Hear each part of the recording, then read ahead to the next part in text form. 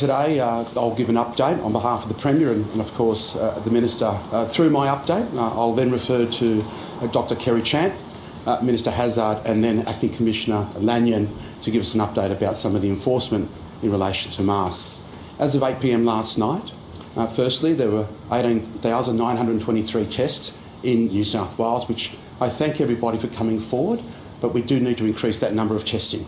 The success of this state has come off the back of the large number of testing that's been happening right across the state.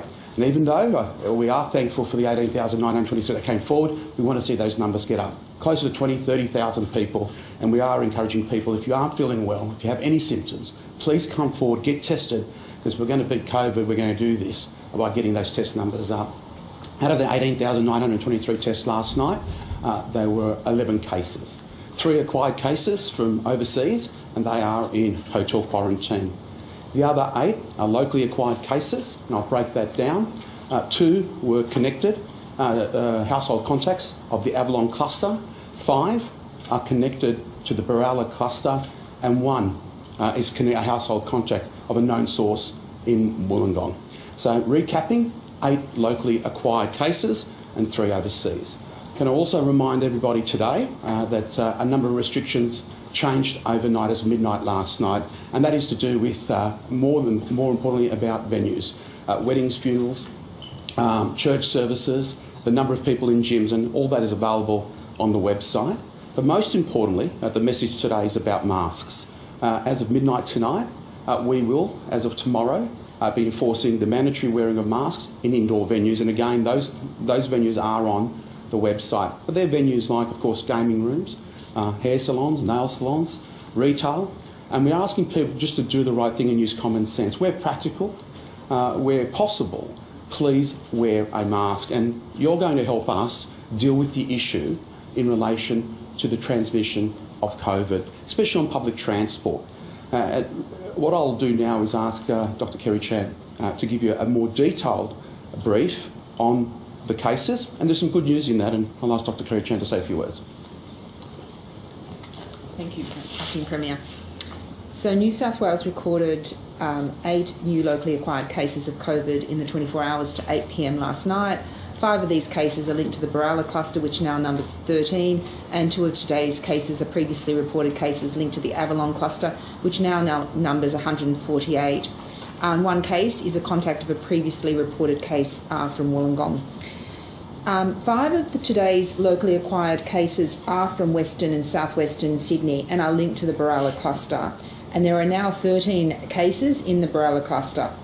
So in response to the Barilaro cluster, New South Wales Health has revised our advice for the Barilaro venue of concern, the BWS at Woodburn Road. So this is critical information because we know that there have been transmission events at this venue, and it is important that we know that also those transmission events occurred through what appear to be very brief exposures at that venue. So this advice is for people who attended during these times, irrespective if they think it was just a fleeting visit to this premises. We want to act in a very precautionary way, and we are asking for your assistance. So anyone who attended the BWS Barilaro on Woodburn Road between Tuesday the 22nd of December and Thursday the 31st of December for any amount of time during the times I'm going to read out is considered a close contact. Must get tested immediately, self-isolate, remain in isolation for 14 days since you were last there, regardless if you receive a negative test.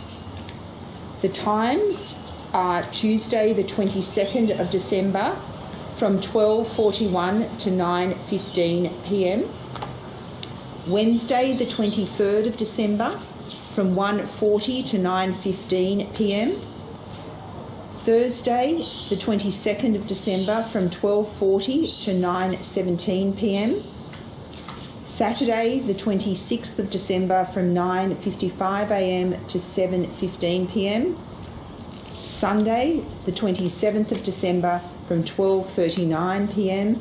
to 8:15 p.m, Monday the 28th of December from 9:30am to 7:15pm, Tuesday the 29th of December from 1:41pm to 9:15pm, and Wednesday the 30th December from 12:45 to 9:15pm, and Thursday the 31st of December from 8:30am to 3pm. We have identified more than 2,000 people have been contacted and told to get tested and isolate in relation to the BWS store, and New South Wales is also reviewing the CCTV footage in an effort to understand how the transmission events occurred. We are also I'd like to acknowledge the cooperation of the BWS in assisting us with contacting people who either used rewards cards or other means of paying on that day so that we can reach out to you.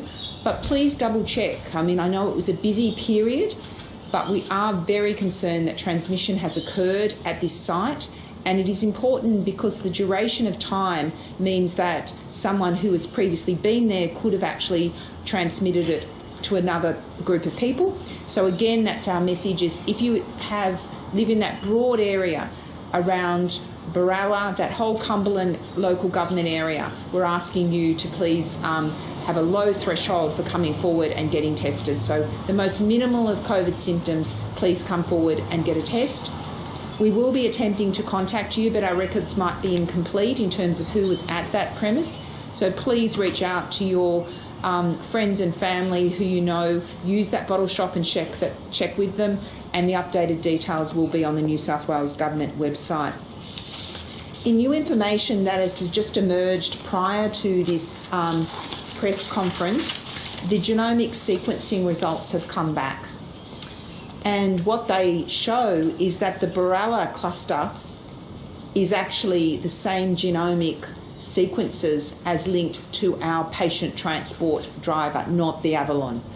So just to recap, we have been dealing with two different strains that have been causing clusters. We had a person who had returned, a family group who had returned from overseas and were transported to a health facility. Unfortunately, one of the patient transport workers acquired infection, passed it on to a colleague. That colleague had been at the Baralla BWS for a very fleeting amount of time, but what we now know is that transmission occurred. So it is critical that, because we know these transmission events have happened through very minimal exposure, we are asking members of the community who did purchase alcohol or enter that premises for that period to be very vigilant and take the public health action of isolating for 14 days if you were there at those times. This assists us greatly because it means that we have a clear line of the transmission, and it really does mean that we have less missing links. We are still concerned about a case that occurred yesterday where we still haven't managed to find links in terms of the Avalon cluster, and there are still, despite intensive investigations, an inability to link the Wollongong. While we know genomically the Wollongong, Croydon and the Avalon clusters are linked genomically, we still haven't found that missing link there. So our investigations continue, and thank you very much for your cooperation. Thanks very much, Kerry. Good morning. I'd like to start off by thanking particularly the Western, or the community of the West and Southwest. Clearly we have some major concerns in relation to the number of people who may have been exposed in the area around Baralla. So we're asking people from that area particularly to come forward and get tested. As the Acting Premier said, just over 18,000 people being tested is not what we would hope for. We're hoping for far, far more. We've seen what Sydney can do, and Sydney can rise to the occasion. We're asking all of the community in Western and Southwestern Sydney, and indeed in Wollongong, to rise to the occasion again and go out and get tested. Getting tested on one occasion is not the end of it. It may well be that in the days subsequent to that test you are asked by health, because you visited a particular facility, to get tested. Please do it. If you have any symptoms in the subsequent days, go and get tested. We need you to get tested. We also want to emphasise, I want to emphasise the fact that masks, as of midnight tonight, will be compulsory. Now, obviously, people have known for a long, long while that it was likely that at some point we may give that direction. I think from what I've seen around the community, many people are already wearing masks, and I want to thank them for that. Certainly in my local shopping centre, I would say that about 98% of people are already wearing masks.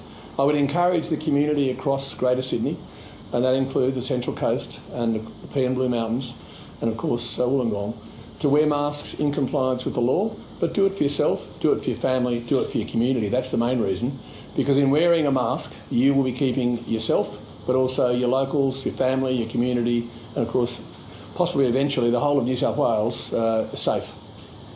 I want to emphasise too, because there seems to be some lack of certainty about the precise areas, I want to emphasise that masks should also be worn in other areas that were not mentioned yesterday, but to include bank branches, post offices, hairdressing salons, beauty salons, tanning salons, waxing salons, spas, tattoo parlours, massage parlours, betting agencies and gaming lounges. Make sure you wear a mask. And of course, it's very clear to everybody, I think, that you need to wear it on public transport. But please, don't play games with yourself or with the community. Wear them when you're getting to the transport facility. If you're out in the queue, put the mask on. The critical issue that we have talked about now for 11 and a half months is the 1.5 metre social distancing, getting tested if you have any flu or cold-like symptoms, and of course hand hygiene. But those are, at the end of the day, the most important issues, backed in by wearing masks. So please wear the masks. I know that there's been some public discussions about whether or not everybody will be fine tomorrow. Can I say this, that I think that everybody should be wearing a mask tomorrow, save and except for those people who clearly have reasons not to. So if you have, for example, emphysema or a lung condition or another health issue, if you have disability, for example, I know there was discussion yesterday about people who have autism and sensory issues.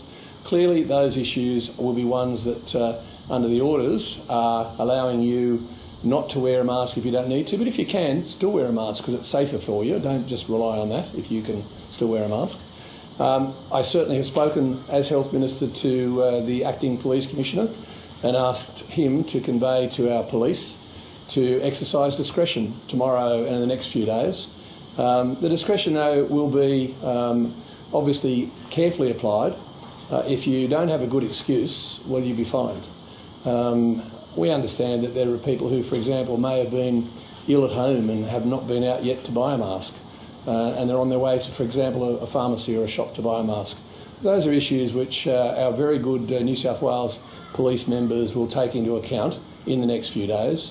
But at the end of the day, it isn't a time for avoiding masks, it is now a time for wearing masks. Please ensure you do. Thank you. Dr. Chant, Sorry. Oh, sorry. The Commissioner, Acting Commissioner, would like to have some words first. Thank you. Mal Lanyon. Thank you, Minister. Good morning, ladies and gentlemen. As both the Acting Premier and Health Minister have announced, new health orders came into effect from 12 midnight this morning. Importantly, within those health orders are the mandating of the wearing of masks in a number of indoor settings. The indoor settings are outlined on the Health website, and the Health Minister has been through a number of those. Those offences will come into effect from midnight tonight, which means that police are able to enforce the health orders from midnight tonight in terms of the wearing of masks. Can I make it very clear that in the initial aspect of this health order, we will be focusing on compliance. New South Wales Police will work very closely with the community to ensure that they understand the nature of the orders and that they comply. We want the community to work with us and wear masks in those indoor settings. It's incredibly important and incredibly vital to stop the spread of the virus, but also to keep the community safe. The community have by and large responded magnificently to the public health orders that have been in place so far. We've been greatly appreciative of the way the community have worked with us, and to be honest, we haven't had to enforce a significant number of offences because of the way the community have worked with us. There is a $200 fine for an individual who fails to comply with the health order in terms of the wearing of a mask from midnight tonight. However, that will be a last resort. We will use a very common sense approach to our policing and discretion where it's appropriate.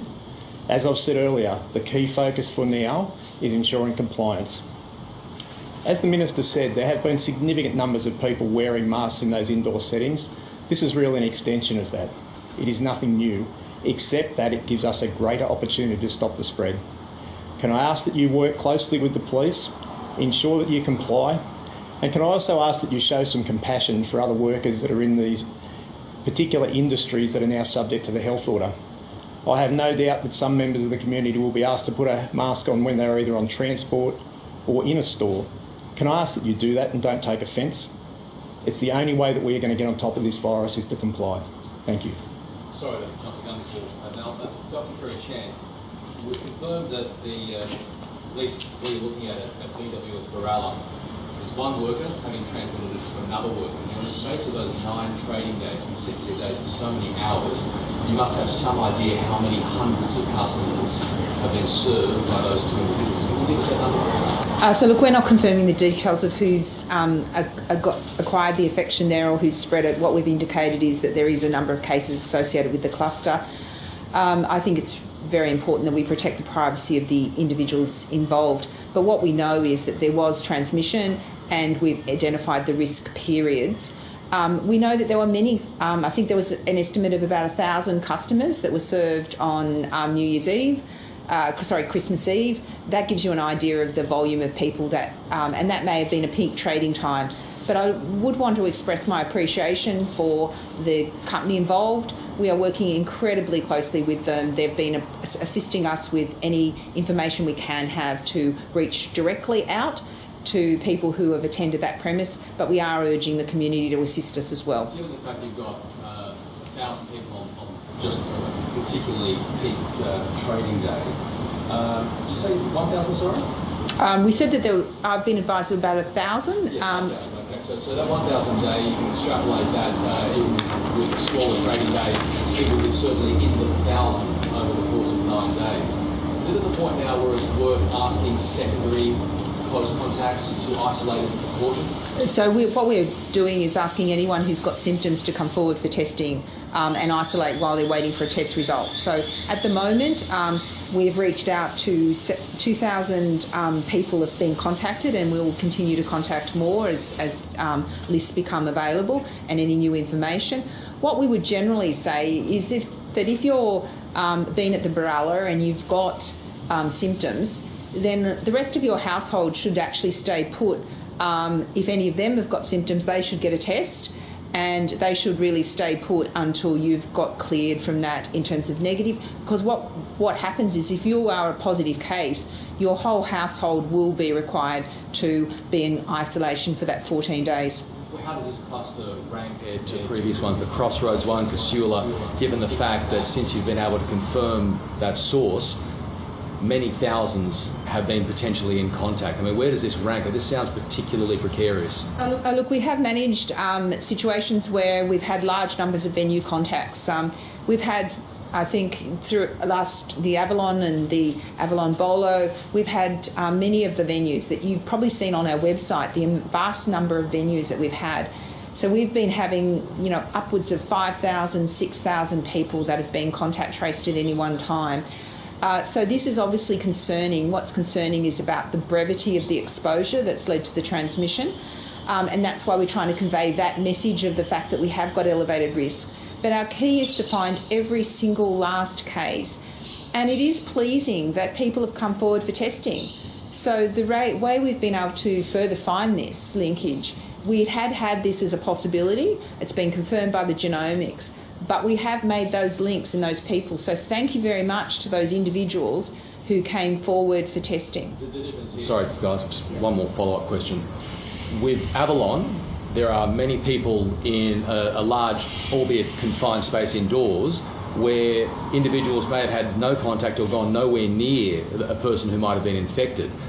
I understand for privacy reasons you can't confirm this, but with an employee they're serving people, there's literally every single person who's gone there has had some degree of close contact with somebody who is getting them to tap on their phone, is providing a bag, is packaging up their items. That's a bit different, isn't it? So what we're looking at is how the transmission may have occurred, and that's why we appreciate the cooperation in providing the CCTV footage, because that gives us an idea. There are a lot of places have put in barriers, and I understand there's perspex screens, there's other controls. We need to work through that methodically. I think the key focus we've got today is alerting and asking for the cooperation of anyone who had been there. We will be attempting to reach whoever we can through whatever records we have, but this is critical, and I can't stress enough how concerned we are about the transmission potential. But hopefully the message we've been giving on a number of days, we've been clearly concerned about BWS and Baralla, and I think I've been mentioning it in previous press conferences for a number of days. And I would expect that a number of people in that vicinity or have gone there have got tested. We're asking them to do the next piece of hard work, which is remain in isolation for that 14 days. And if symptoms recur, get a test again. You mentioned that this has actually been linked to the patient transport driver as opposed to the Avalon cluster. I prefer to say it's linked back to the overseas travellers that they conveyed through a few different twists and turns, but yes. Can you just elaborate a little bit more on how you've been able to track down and obviously we know the genomic sequencing, but how has that link happened? I think it's just about what we do. So any time we have a case, we look for who are the close contacts of that case. We then map out where they've been. We also look at what's called, in some situations, upstream. So the purpose of upstream is where people might be in exposure. But in this case, we have identified possible sources when a person gets diagnosed. Obviously, transporting sick patients that actually had COVID is a plausible path. But we did keep an open mind to other exposures because we did have the Avalon cluster at the sort of same time. We then do close contacts and test around it as we indicate they're the most likely to be positive, and then interview each case methodically at where they've been and find crossover points. Like someone from that overseas return traveller cluster has then come in contact with someone from this community. How is that? Just elaborate on how that's happened. The person, an infected person associated with the overseas transport, attended the Baralla BWS on the 20th of December. And we think that is the exposure, and then that has then triggered infections, which has then led to this cluster developing. That is our current best available information. The Northern Beaches cluster, I know we keep revisiting this. Is there any idea, or do we know any more about patient zero now a few weeks down the track?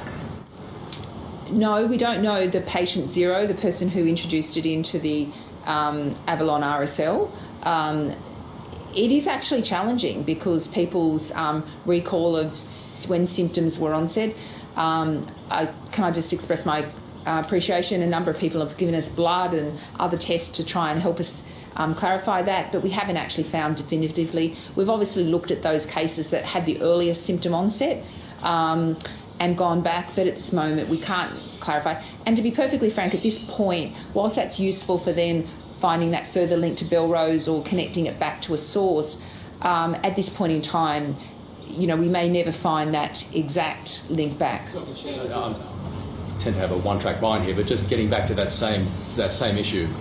Secondary close contacts are nothing that have been really considered by New South Wales Health as we've managed this, but this particular contact... So in terms of secondary close contacts, we do ask secondary close contacts to isolate, and what we're asking them to do is, if you're in this situation, for the secondary close contacts to isolate until the person has got a negative test. Once that person has a negative test, then what we're looking for is effective separation. So you should be immediately self-separating, but the priority at the moment is really getting the tests on people who are directly exposed, and obviously anyone else with symptoms. That will help us track down and suppress this transmission. So, this is very rubbery maths here, and I'm a journalist, so you'll have to forgive me, but we're talking about several thousand people who are now considered close contacts. Each of those several thousand people may well have 3 or 4 other people in that period who are considered close contacts.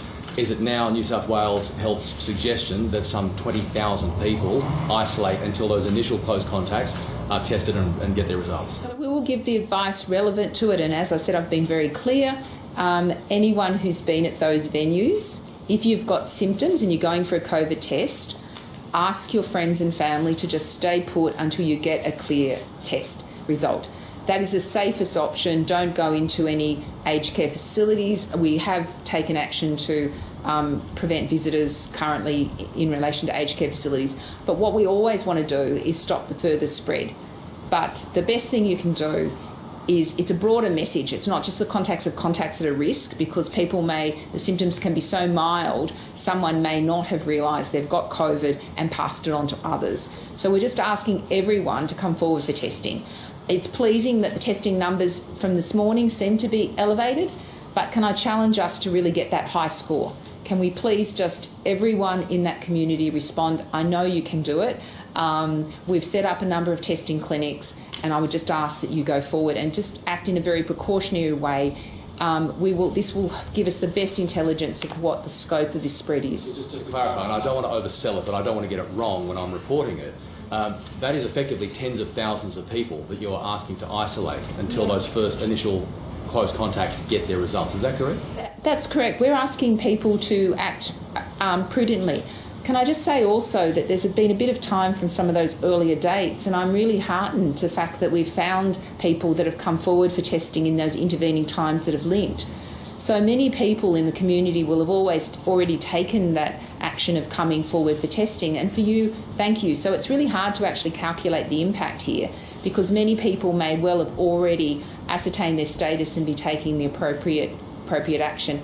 But we've got an amazing community in New South Wales, and we are asking you to go the extra mile, particularly associated with this, as we aim to achieve no community transmission as soon as we can possibly do so. Just on masks, obviously the ministers have made their plea. Why is it so critical at this point in this juncture to wear a mask? I think we know that we've really focused on indoor settings, and we've all focused very much on indoor settings where you might have different social groups and networks that you don't normally go with. So when you go to a restaurant and hospitality, you're generally going in a group, and we know who that is. In terms of supermarkets, retail and other settings, you're potentially crossing paths, albeit for a shorter duration of period, with people that you may not have in your social networks. So masks help us control the spread, and particularly the settings we've chosen are those where you're interacting with people from different social networks. Question for Mr Hazzard and for Mr Barilaro too. For New South Wales to work, you effectively would rely on Victoria to work successfully and Queensland to work successfully and open borders. There are reports emerging from Victoria of, frankly, a dog's breakfast of organisation there, of people not being able to get tested, of being bumped to their suburb where there's a 24-hour shutout before they can get tested. Do they really need to work on, I don't want you to, this is not an interstate warfare sort of thing, but your general opinion, do they really need to get their stuff together? Look, all I'd say is this, that I talk regularly. In fact, there's been communications already this morning with the Victorian Minister, and obviously Victoria is doing its best. I think it's best if we as a state support Victoria. In our recent times, we have sent nurses down there to the front line. We've sent public health officials. We've had their team come up here to look at some of our tracing. So I think New South Wales will take a supportive and we will address whatever Victoria asks us to do. But we won't be passing any negative comments because that's not productive. Well, I'm not just seeking criticism, but I mean, just for the sake of Victorians to have some semblance on how their system is working, do they need hundreds and hundreds of more people to make their system more effective? Because time is of the essence. Our government is focused on New South Wales and working collaboratively with other states and territories. That has always been our approach. New South Wales has always tried to keep our borders open to make sure that we can have jobs, an economy that works well, and of course that supports mental health. And we will continue to do that. And I, for one, and I don't think any other member of the government here will be passing negative comments about Victoria. Is there anything you can do to help the Victorians that are stranded on this side of the border? Look, we're looking at all those options at the moment and trying to work through it with the Victorian government. But at this point, there's no clarity on that at this stage. When it comes to masks, obviously people will be doing their best to adhere to the new rules that have come in. Does the government plan to issue free masks at any sort of intensely populated spots across the city, such as train stations? Transport New South Wales has been handing out masks in hotspot areas, and will continue to do that. And of course, we've also offered to family and community services to ensure that there are masks available for vulnerable families who may not have been able to afford them. We'll take a number of sensible measures, common sense measures, to support our community. But I also want to thank a lot of the retailers who have made masks available to people when they've just forgotten them, when they've arrived, even in the last few months. I would encourage our retailers and others to partner with the government in this. It's a community-wide effort, and I think common sense has worked well so far, and I expect it will continue to work well. Any questions, please? Dr. Chant, can I just clarify? Yesterday we had an unlinked case in that inner southwest area. Have we got any more news on whether that's been linked to a known cluster? There is one case, it's a recent case, and that there is one case outstanding that we haven't linked. The investigations yesterday were able to link one of the other unlinked cases because that person had also attended the BWS. So there is one unlinked case that's occurred in recent days. I'll just have to clarify whether it was yesterday's or the previous 24 hours. And just to confirm, so the 5 new cases out of Barella today were all customers at that BWS?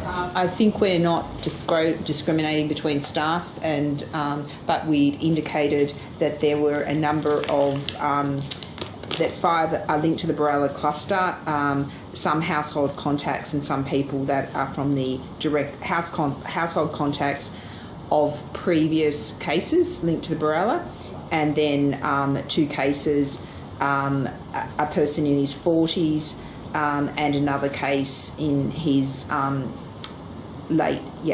young man who attended BWS as well. Dr. Chant, can I ask about the specific strain?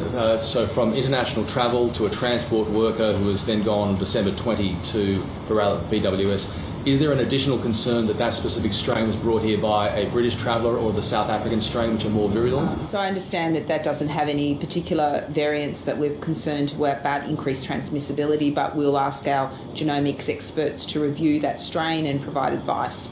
And Mr. Barilaro, there is the suggestion that Sydney might have to shoulder a second cricket test with the Indian players unwilling to go through quarantine measures in Queensland.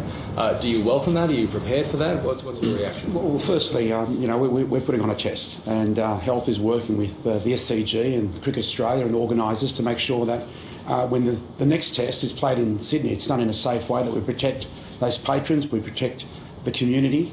But we have already proven in this state that we can hold large events like the NRL Grand Final and State of Origin, and we haven't had that issue of a transmission.